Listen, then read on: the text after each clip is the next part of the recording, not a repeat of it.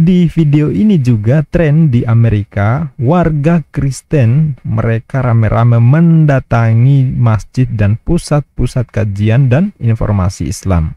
Mahasiswa, ya bapak-bapak, ya ibu-ibu, bahkan kelompok lansia, kakek-kakek, nenek-nenek pun tak mau ketinggalan mereka mendatangi pusat-pusat kegiatan Islam.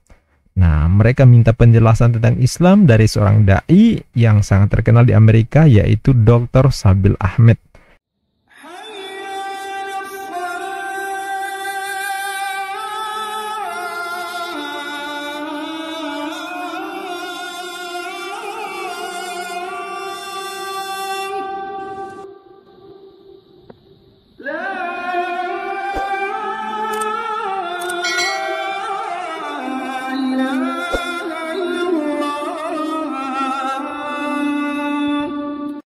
Assalamualaikum warahmatullahi wabarakatuh. Bismillahirrahmanirrahim.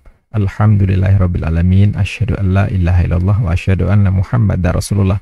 Sahabat Fakta Islam TV, selamat datang dan semangat bergabung menyimak fakta-fakta yang menarik yang diulas di channel ini, Fakta Islam TV. Bagi yang belum subscribe, bismillah, dukung perkembangan channel ini dengan cara klik subscribe, like, aktifkan tanda loncengnya, share dan komentar yang cerdas dan beradab tentunya. Barakallah, insya Allah Anda menjadi bagian dari upaya kita bersama dalam melawan anasir-anasir penyesatan dan pemurtadan yang gentayangan di sekitar kita. Di video sebelumnya di channel ini saya pernah mengangkat tema tentang fakta bahwa bule-bule yang rame-rame datang ke masjid hanya ingin mendengarkan azan dan informasi tentang Islam. Selain itu di channel ini juga saya tampilkan fakta non-muslim Argentina yang rame-rame ke masjid. Mereka sampai ngantri demi bisa masuk masjid. Mereka melihat langsung bagaimana muslim itu beribadah. Mereka disediakan kursi dalam masjid agar nyaman dan tertib menyaksikan dan menyimak informasi dari imam masjid tentang ajaran Islam. Nah, di video ini juga tren di Amerika, warga Kristen mereka rame-rame mendatangi masjid dan pusat-pusat kajian dan informasi Islam. Mahasiswa, ya bapak-bapak, ya ibu-ibu, bahkan kelompok lansia, kakek-kakek, nenek-nenek pun tak mau ketinggalan mereka mendatangi pusat-pusat kegiatan Islam.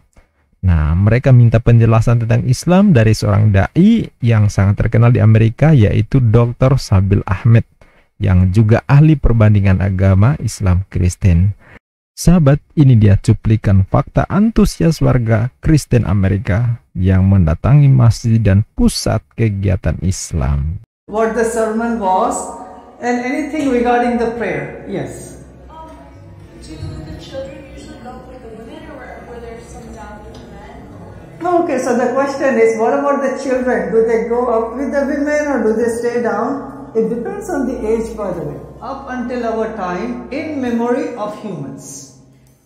So he memorized the whole Quran, by the way, means Muhammad, peace be upon him. His followers memorized it. And it's not a small book, it's like a big book, like hundreds of pages. 6,000 plus passages in there. And that memorization process is coming down from that time to our time, and amazingly, there are 10 million plus memorizers of the whole Quran right now in the whole world. So even my first grader, by the way, he memorized close to 20 chapters of the Quran in Arabic language. So how about the question of the converts? So Islam is a faith in which anyone of their own choice, they can convert to Islam. So it's really important. The Quran says there is no force in conversion, by the way. If anyone is forcing anybody, that's not conversion. So in a nutshell, that's what Islam is. Right? So let's take your question, well, their question, right, about the hijab. So it's really important when it comes to the hijab. Hijab means the covering, right? The covering of modesty. As our sister is wearing, the sister in the back, the sister in the back, as you are wearing. It's important that hijab, so that's called hijab, by the way. Hijab is a dress code. Anywhere that you go, there is a dress code. In the hospital, there's a dress code. My children, when they go to school, there is a dress code. Sahabat, yang baru disaksikan tadi adalah kelompok mahasiswa. Mereka intelektual muda yang tentu mereka kritis, mereka datang bertanya, mencari informasi tentang Islam kepada Dr. Sabil Ahmed. Ya, berikut ini kelompok bapak-bapak dan ibu-ibu yang juga nggak kalah antusias dengan mahasiswa. Mereka juga pengen tahu tentang Islam. Seperti apa sih Islam itu? Ini dia. My name is Anna, and I do come from a Christian background, and something that some of my Christian friends and I have noticed the difference between the Quran and the Bible is that Christians believe that people were born into the world like with evil in their heart, and that God's grace keeps us from committing terrible sins, and like the world being completely. But then they return to their pornography. And the reason why we as Christians say that happens is because we see in Scripture it says the heart is deceitful above all things and desperately wicked. Who can know it? Which the answer, of course, is only God. And so my question to you is, whereas Christianity says, I will give you a new heart and a new spirit I will put within you. This is what the Lord says. Nah, berikutnya nih kelompok yang lebih menarik lagi. Mereka begitu antusias, yaitu kelompok lansia. Kakek-kakek, nenek-nenek, mereka rame-rame datang ke Dr. Sabil Ahmed. Mereka bertanya tentang Islam. Mereka meminta penjelasan, bahkan perbandingan antara Kristen dan Islam kepada Dr. Sabil Ahmed. Ini sangat menarik lagi. Jadi bukan hanya yang anak-anak, bukan hanya remaja, mahasiswa, bapak-bapak, ibu-ibu, tapi kakek-kakek, nenek-nenek juga nggak kalah. Ini dia. Did you get your doctorate in Quran? Yes, also, yes. Okay. But I also have a medical degree too, by the way. Medical degree as well? Yes. So you got 2 doctorates? Yes. I'm impressed. Thank you. But Luke and John, I heard you quote some of them, but I did not sense that you have mastered those books. You've mastered the Quran, but you haven't mastered the Gospels. And here's my basic question. Jesus said in John 14:6, he said, I am the way, the truth, and the life. And he goes on and says, no one comes to the Father except through me. My encouragement for you is, and you don't even have to answer this. I'm in the process of enrolling into PhD in Christianity. Just to let you know. Why not? That includes Matthew, Mark, Luke, and John. All right? So next time when I come here, hopefully we can have dialogue on that topic. Yeah. So since you quoted that passage, John chapter 14, verse number 6, I am the way, the truth, and life. No one comes to the Father besides me. I agree with that. Do you know that? You'll be surprised. I agree with that. We say that every single messenger, every single prophet was a door leading people towards the one God. So we say in the time of Moses, peace be upon him, he was the way to lead people towards the one God. In the time of Ishmael and Isaac and Solomon and David and Abraham and Muhammad, peace be upon them, they were the door to lead people towards one God. See, we agree with that.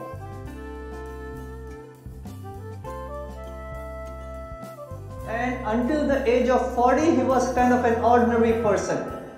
But he was still extraordinary because he was the most credible person in the whole society. You know, like today, if I have to introduce my friend Kashif to some other person who may not know him, I would say, this is my friend Kashif. He's an activist. He loves table tennis and basketball. So Muhammad, peace be upon him, as the Quran was coming to him, as it was revealed to him, he did not know how to read and write.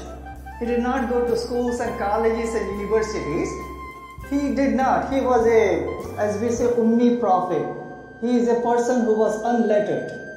So when revelation used to come to him, he used to call some of his scribes who knew how to read and write. And they used to write in front of him what was revealed at that time. So when they wrote it down, the prophet used to request them, read it back to me what you wrote down.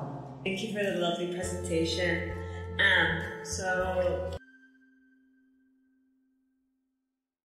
Jadi fakta ini sangat menarik menurut saya karena yang rame-rame menyerbu masjid dan pusat-pusat kegiatan Islam di Amerika itu, di Eropa itu, di negara-negara barat itu adalah umat Kristiani. Nah, kita tahu sampai hari ini propaganda anti-Islam, demonstrasi, pembakaran mushaf Al-Quran masih sering terjadi di berbagai negara.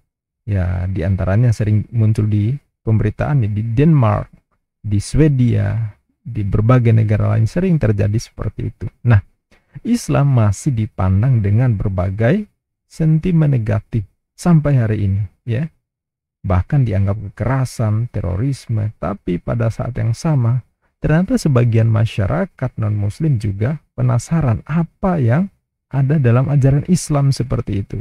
Nah, sehingga itu juga mungkin itu yang mendorong saudara kita non-muslim, terutama Kristiani, tertarik dan berbondong-bondong datang untuk mendapatkan pencerahan informasi tentang agama Islam, ya, tentang syariat Islam, Rob yang diimani dalam Islam, kemudian Rasulullah Muhammad SAW itu seperti apa.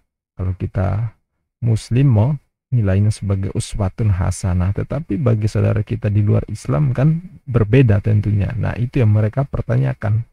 Nah, termasuk ya ritual-ritual dalam ajaran Islam, doktrin-doktrin keyakinan Islam, itu mereka ternyata pengen tahu, makanya mereka pada datang mempertanyakan itu. Nah, sebaliknya, saya belum pernah menemukan fakta warga muslim ya, rame-rame menyerbu pusat-pusat kegiatan Kristen untuk nyari informasi tentang ajaran Kristen. Ya, setahu saya nggak pernah muslim itu rame-rame segitu banyak seperti halnya orang warga Kristen datang ke pusat Islam. Nggak pernah saya ketemu. Nah, sependek pengetahuan saya belum pernah ketemu ya, ada warga muslim yang rame-rame seperti itu. Nah, rame-rame minta penjelasan kepada pendeta atau mungkin kepada pastor tentang kekristenan. Ya, kalau pribadi-pribadi ya mungkin ya banyak mungkin, tetapi kalau yang rombongan begitu, rame-rame begitu, saya kok belum pernah nemu ya. Nah, jadi kalau memang ada ya silakan sahabat sampaikan di kolom komentar faktanya seperti apa. Nah, sebab yang saya tahu selama ini yang fakta adalah warga muslim di kampung-kampung tertentu sering dimobilisasi untuk ikut hadir di gereja saat Natal dengan dalih toleransi. Nah, itu juga menurut saya rada aneh ya. Rada aneh. Kenapa? Toleransi harusnya nggak seperti itu juga. Toleransi kan artinya membiarkan umat lain beribadah sesuai dengan agama dan keyakinannya, nggak boleh diganggu, kan itu toleransi. Tapi kalau ngajak umat lain ikut datang ke tempat kita, beribadah bersama kita, itu bukan toleransi lagi. Ya, itu bablas namanya ya. Jadi aneh juga menurut saya. Kalau muslim nggak pernah mengajak umat lain ikut ke masjid saat ibadah hari raya Islam ya. Nggak pernah ya. Tapi setahu saya ada loh umat lainnya yang suka ngajak muslim masuk ke rumah ibadahnya di saat mereka sedang merayakan keagamaannya, hari besarnya. Itu yang menurut saya agak kurang pas. Nah, ini jangan disamakan dengan terjadi di Argentina, di Amerika, berbeda. Walaupun ya warga non-muslim rame-rame ke masjid. Nah, itu atas kemauan sendiri. Mereka datang karena didorong ingin tahu tentang ajaran Islam. Mereka bertanya tentang Islam, mereka melihat apa sih yang ada di rumah-rumah ibadah muslim. Nah, jadi sifatnya memperluas pengetahuan, wawasan. Ya. Jadi bukan diundang ke masjid untuk menghadiri perayaan Idul Fitri, Idul Adha, enggak pernah. Bukan itu ya. Ya, bukan dalam rangka itu mereka ikut mau nikmati kita merayakan, bukan itu. Nah, jadi berbeda konteksnya sahabat, jangan disama-samakan.